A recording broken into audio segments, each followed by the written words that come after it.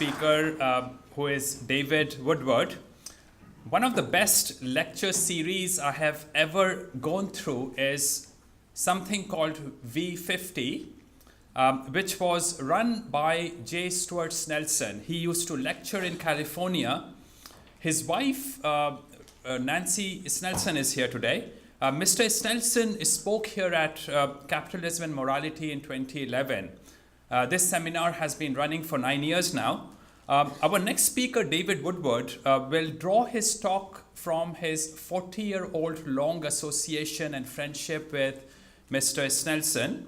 And he promised before Mr. Snelson passed away that he would continue to promulgate Mr. Snelson's work as long as he is able to. The substance of Mr. Woodward's talk will be the history of our species, the current status, and what Mr. Snelson forecasted about our future. Ladies and gentlemen, please welcome David Woodward.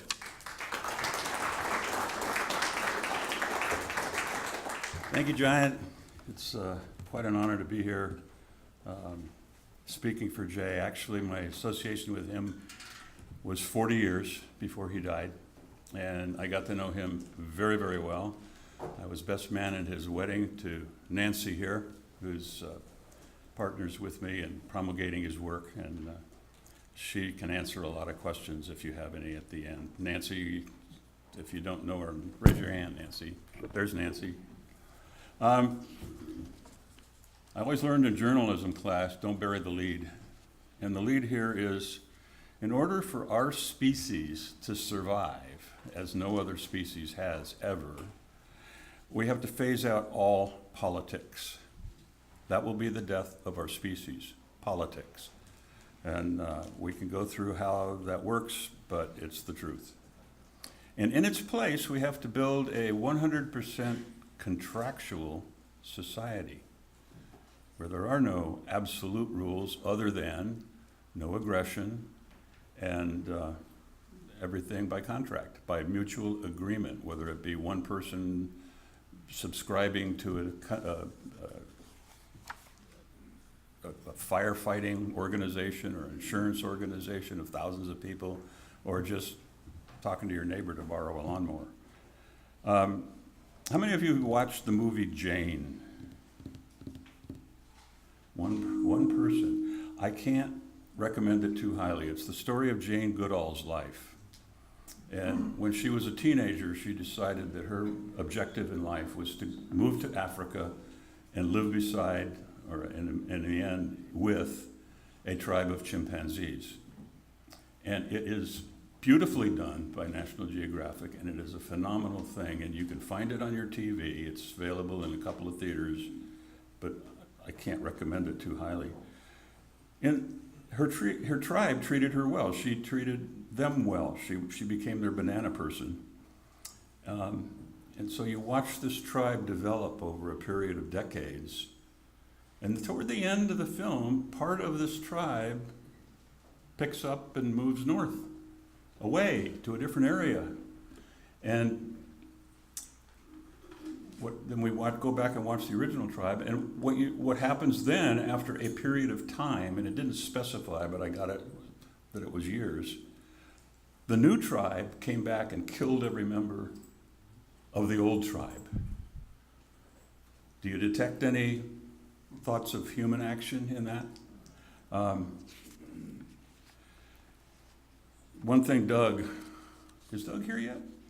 One thing Doug often talks about is the great unwashed of the human race being chimpanzees. And the first time I heard him say that, I thought that was a little deprecating, but he's right. He's not far wrong. So we have to pay attention to that. Our current civilization is a total mess. It's dominated by tribes. We're all members of a tribe, every single one of us. I know Giant sees it a little differently, that there are some people that are more tribal than others, but we all are members of the tribe. I'm a member of the USA tribe. Many of you are members of the Canadian tribe, but we all belong to tribes.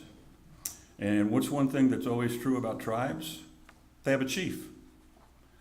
Just like they did thousands and even millions of years ago, there was always a chief.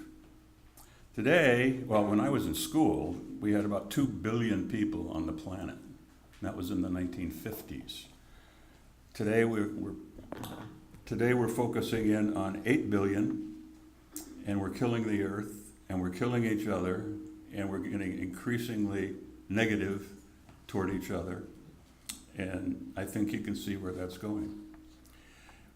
Our modern human beings came into existence about 300,000 years ago. Homo sapiens sapiens, or wise man. I've reduced that to Homo saps because it's easy to say and it's closer to the truth. Back when, in our early years when we were gathering for tribes, it was for mutual protection, shelter, to get food. And our competitors back then were all faster, stronger, and had biologically advanced weapons. In other words, strength, speed, big teeth, sharp claws. We've come a long way. Jay, regarding creating a peaceful, no politic social structure was the bane of his existence right up to the end, until he died, which was he wasn't sure we could do it in time to avoid destroying ourselves as a species. And he said, quote, to me, if we had 1,000 years, we might create a peaceful society just as a matter of living together and working together. But we don't have 1,000 years. We don't have 500 years. We may not have 100 years. We may not have 10 years. That was his view as he was ready to leave this earth. So to say this is urgent for us as a species is important. Is it urgent for the universe? Universe doesn't give a damn. Anyway, that's the history of anatomically human people. Chiefs in the old days changed every time the current chief got bested by a younger, stronger guy, and that younger, stronger guy became the new chief.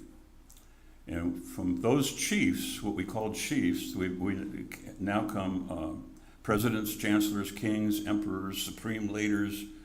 They're all chiefs.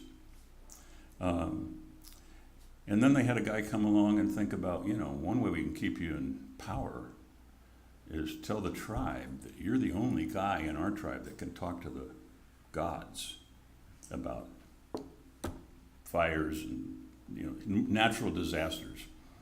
And that eventually turned into religion. And we'll call these guys witch doctors, which we still have plenty of.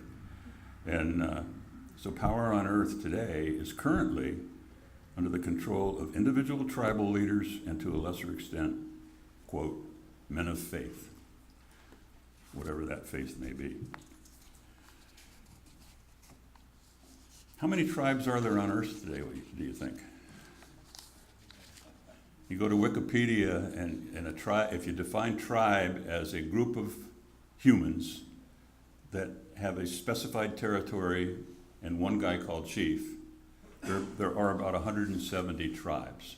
Now, not all of them are bent on destruction. Some of them are very opposed to that sort of thing. That's why people want to move to other places on earth where things are more peaceful. But the ones who are malevolent are increasing in both number and malevolency, and that's a big thing to worry about. Every tribe has a unique set of laws within it, and they're all different. Right, Tim? They're all different. And every border has guards, and the individual tribe rules are enforced vigorously. So every tribe, and these are Snelson's words again, every tribe has created a society dominated by war, poverty, and servitude. That doesn't sound very good. And what he's and with the rapid acceleration in advances in physical and biological technologies, as exciting as some of these are for our personal voluntary lives, it provides these chiefs literally with the means to extinguish us as a species along with many others. That's where we are in the grand scheme of things. Look around at this incredible city. It could all go away in a very short period of time.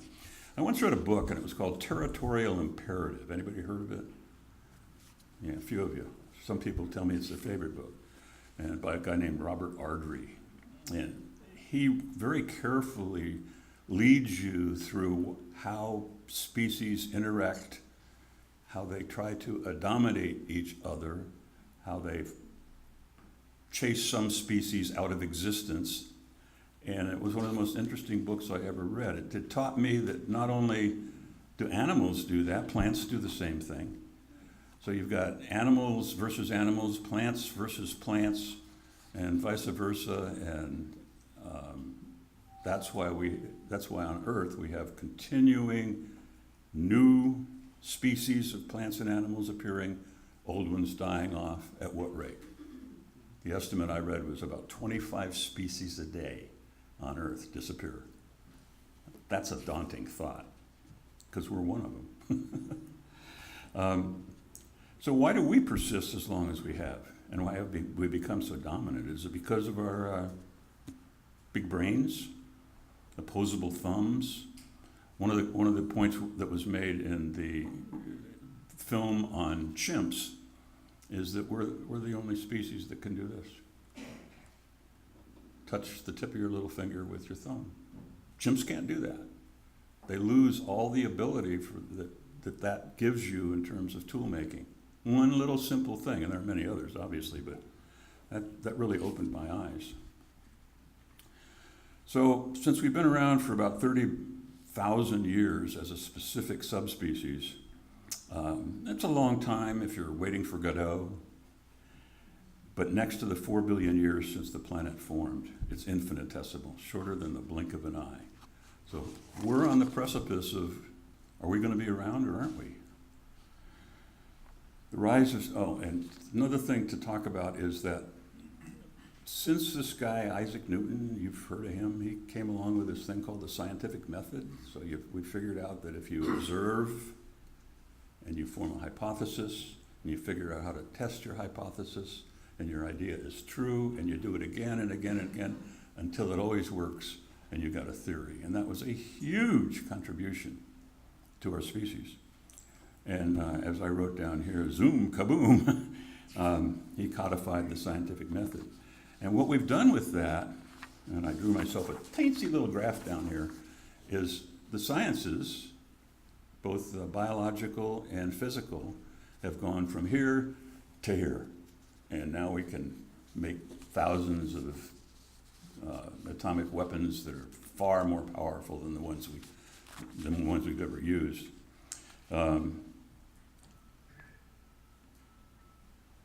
So we had a defined path to acquire knowledge. But what about the third science? What's the third science?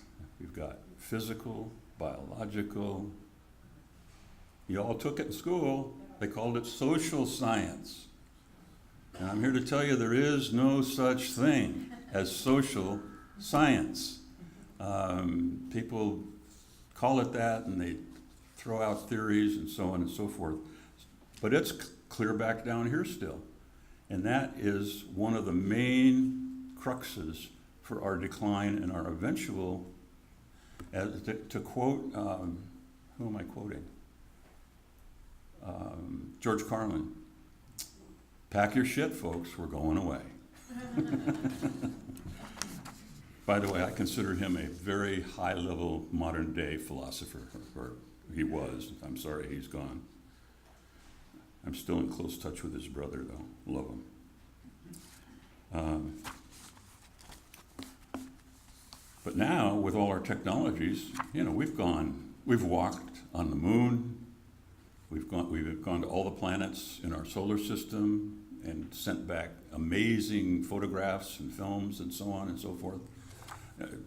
Rick and Doug, this whole boots on the ground thing takes on a whole different dimension under that scenario. I don't think Doug is here. I don't know what he'd say about that. So, because of the two sciences that have gone up to here and the one that's down here, we now have the capability to decimate life on this planet as we know it. Probably not all life. I don't think we can do that because some life goes many miles deep. Could probably come back, but on the subject of sciences, have any of you ever watched a spoof movie called Jekyll and Hyde Together Again? My son has. I love the movie, and one of the quotes comes from Jekyll as he goes chasing after his lady love, and he goes from New York to England by train. And he's chasing her down, and he gets to the customs agent in England, and this little stiff customs agent said, "Do you have anything to declare?" And Jekyll raises up and says, "Life has not evolved an inch from the slime that spawned him."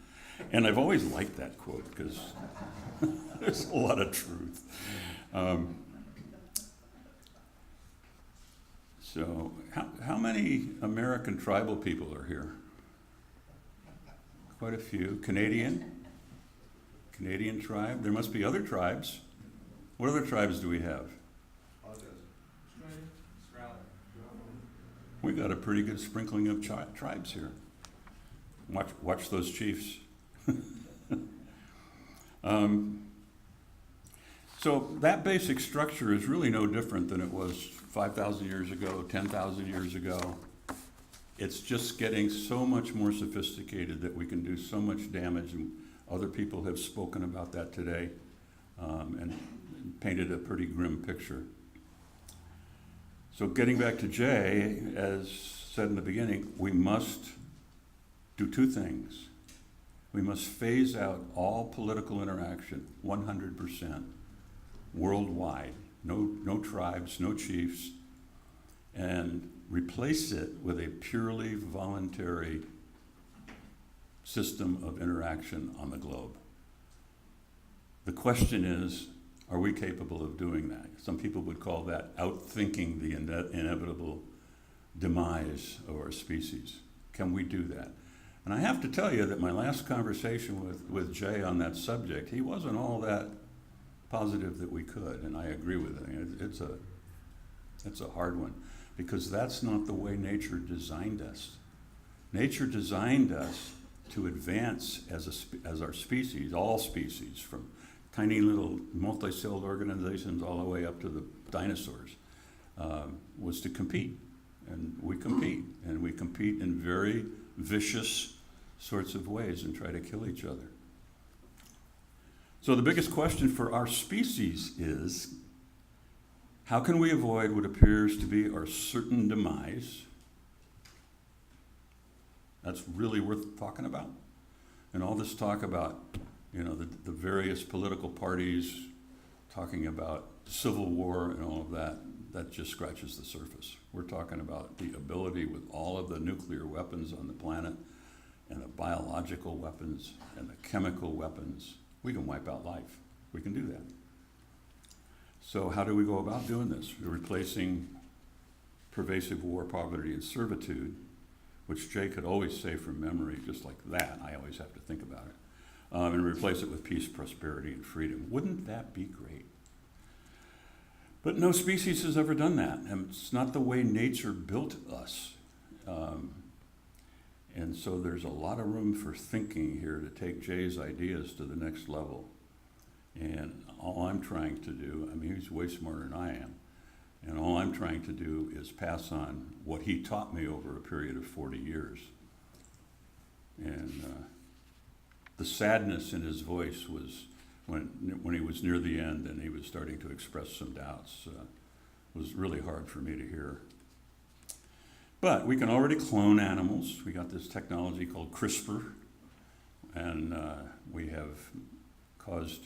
we've built animals from scratch, cloning. We can customize these animals by getting in there on their tiny little chrome. What humans have learned how to do is incredible, and it gets more incredible all the time. You can learn an awful lot about Jay and what he said by watching his last lecture series, which he called Human Action Principles.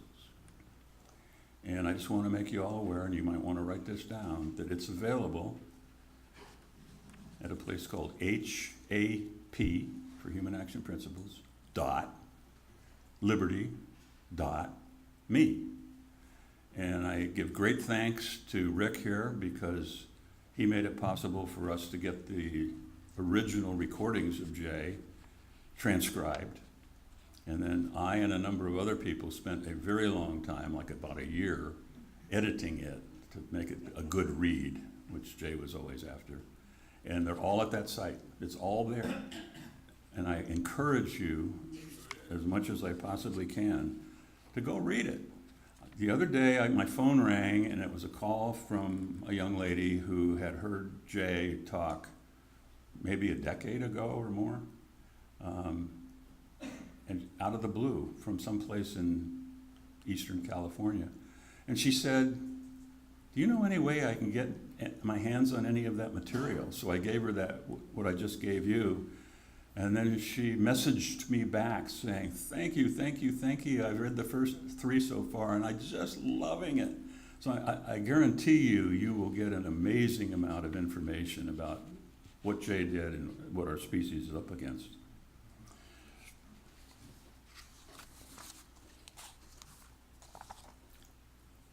So, what do we have to do? Eliminate our tribal, self-destructive civilization. Sorry, Tim, there won't be any places for presidents or premiers. Yeah. But I think it sounded to me like you're okay with that. And create a 100% contractual society. That sounds like an impossibility at the outset when you start thinking about how can you do that? There are crooks, there are bad people, there's all this stuff going on. How are you going to make that work? Well, Jay came up with a lot of ideas. We have lots of ways to record things about people, and you could have something like your FICA score, only it records anything you do that's anti-contractual in any way. And he went through everything from how to regulate roads, how to identify people who do bad things so that the society will look at your score and choose to deal with you less and less and less if you persist in your negative actions. So that was one thought he had, and I thought it was really good. I think it could work. He showed a lot of pictures of roads and enclosed places where people go to live behind walls that are protected by gates, and you live in one of those. Yeah, that's very effective.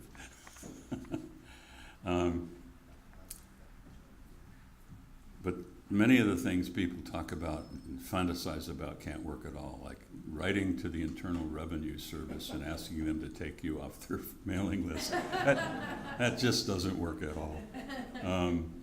And what's becoming increasingly obvious is if you own a home, you don't really own your home.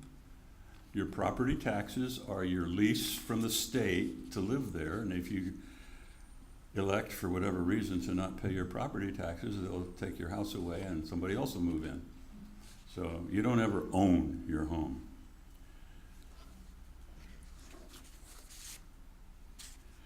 So what do we do today? We try to corral and regulate how people behave through something we call laws, right? If you go 75 miles in a 35-mile zone, you've broken a law. No, you haven't.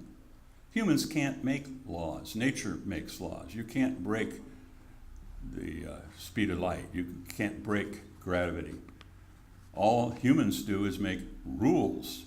And if you change every place you see where it says law or laws in your mind to rules, it changes your perspective on everything. Because when you say law, it makes it sound like it's immutable, and it isn't. Jay spent his entire adult life working on this. For 14 years, he delivered the V50 lectures through an organization run by a guy named Andrew Galambos. And they were so popular that he had, in the Orange County area down south, he had, Southern California, he sometimes had audiences as large as 300 people. And everybody that took the course would go out and try and encourage other people. So he was incredibly effective at that. The sad thing is that he didn't write much. And Nancy and I tried to get him to write more. He did write one book and complete it, and it's called Taming the Silence of... Huh?